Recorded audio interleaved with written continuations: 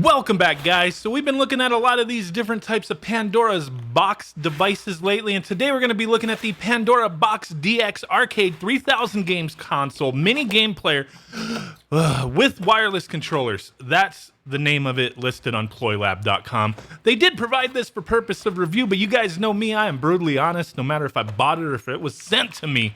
So here we go. There's two different options. You can get this with wired controllers or wireless controllers.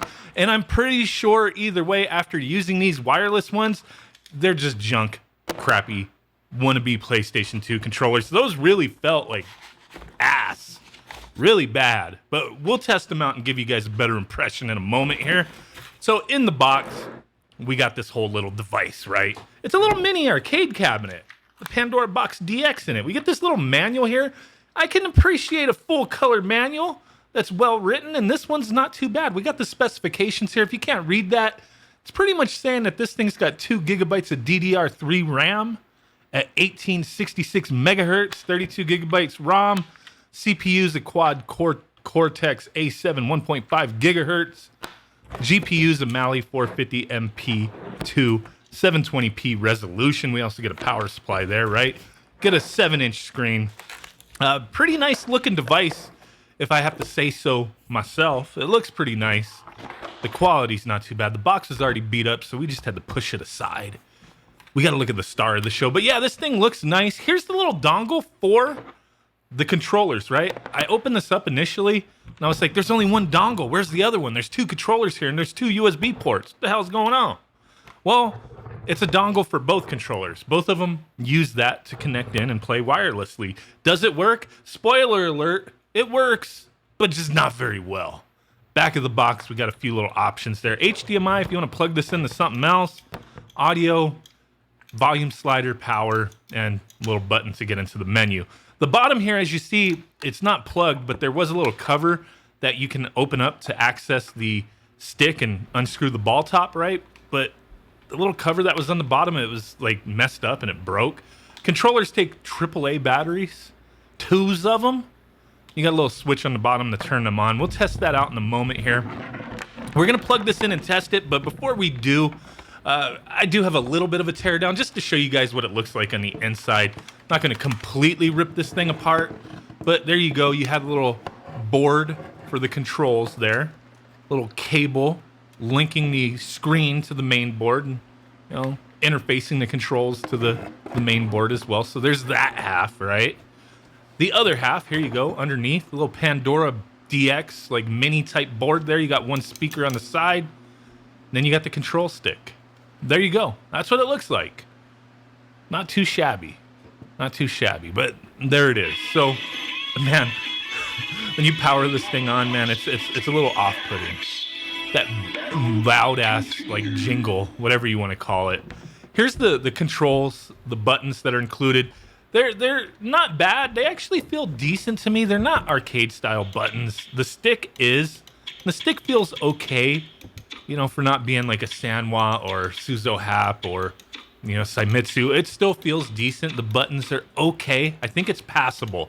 So the Pandora Box DX here, we got 3,000 games. You can search through by different like genres. Search specifically, type in some game action, or go to recently played. You do have some 3D games listed here, but a lot of them are not actually 3D games. Now, if you press that little settings button on the back, it will take you straight into the settings menu, where you can wind up, you know, messing with some things if you need to. Test the buttons, make sure they work, customize things. They do have that HD optimization, like overlay type thing. Get that bilinear smoothing, looks crap. You could change the button mapping, but I really don't like that on this version. The other Pandora's boxes that I've looked at recently, the mini, the little handheld, and then like the 18S and whatnot, you know, a lot of them you could change the buttons per game. And with this one, it doesn't allow you to do that. For me, it's kind of a pain in the butt because every Pandora box, I know people are like, well, there's, you know, a real Pandora box, and then there's the companies who are ripping them off and, you know, making their own Pandora's box and their clones. They're all Chinese products. They don't have licensed games on them. It's just Soulja Boying it up, right? So to me, they're all the same. And from what I understand, this from, the real Pandora box, it's these Chinese companies cloning each other, right? And I just wish this thing, you could map the buttons because they just don't take it to that next step where, I wish you could map per game because the way it's set up, the buttons are just all over the place. No game is set up for you to play out the box. You want to play Street Fighter? Good luck, because it's going to feel like a new game to you because the buttons are all over the place. They're not lined up the way they should. And with an arcade-style system like this running these different emulators, and arcade emulators is going to be one of the biggest ones, have that shiz pre-set up for a Street Fighter layout. How hard is that? How hard is that? And then still offer button mapping per game so people can change things up how they choose, right?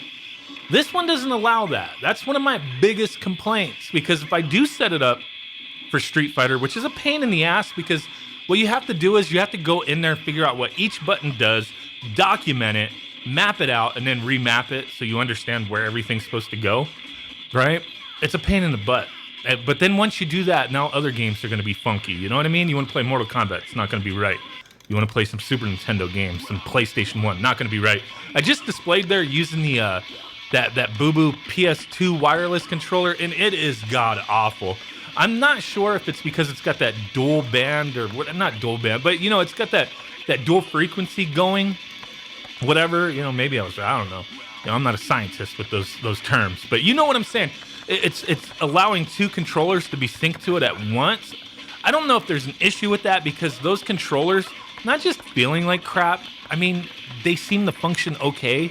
It's just they're like laggy. It just feels like I press a button, nothing happens, or I don't know. I try playing Mario in a moment here, and it's just like horrible with that controller. Using the built-in controller, it feels fine. It feels fine. Not really too much of an issue there. But yeah, those wireless controllers, they're just garbage, man. They're just garbage. I would never use them if I, really like this device. And that's the one thing, do I like this device?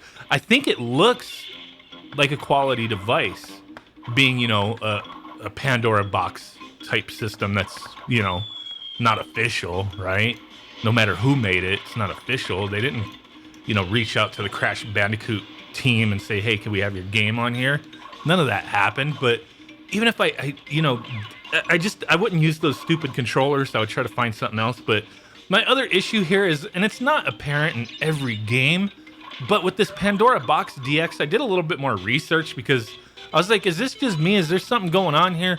But there's screen tearing out the ass, man. Just like really bad. See, like just get rid of the stupid controller. It's garbage, man. It's garbage. You got to use that included built-in one, right? But there's just really bad screen tearing. You could see it in these 2D like side-scrolling games. Games that don't scroll as much, you don't really see the screen tearing as much, but it's still there.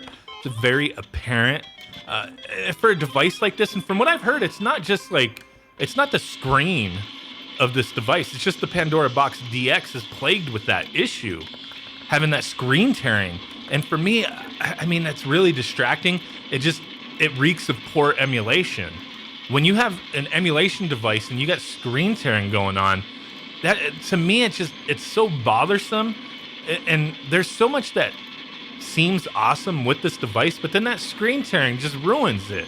Like, I could dismiss the stupid controllers because, I mean, it's a little bar top, a miniature bar top. You're going to want to play it like this anyway. You might want to just, have another arcade stick and plug it in and set up the controls for player 2 to play or something, right? The screen tearing, you could see it really bad in the Metal Slug games. I'm hoping that the video encoding on YouTube doesn't smooth this out, because people need to see that so they can make an educated decision if they're interested in something like this. Because, for some people, the screen tearing is going to bother them. For some, it's not. And I just got to point these things out. For me, no matter how much I like the way this thing looks, and, I mean, I feel like the stick is decent. The buttons feel okay. Like, I'd be fine playing games like this occasionally. But for me, like I said, I just have to be honest. I don't like the way these games play and the way they look with that screen tearing going on. I just don't think it's that difficult to make a device like this without, those tears going on. Like I said, it's up to you if it's distracting or not. For me, it is. But yeah, I just gotta be honest with you guys with my opinions and views here. And before we go, Neo Geo Mini next to this thing so you can get a size comparison. Really do appreciate you guys. Catch y'all next time. Peace out. Bye-bye. And boom. Bye.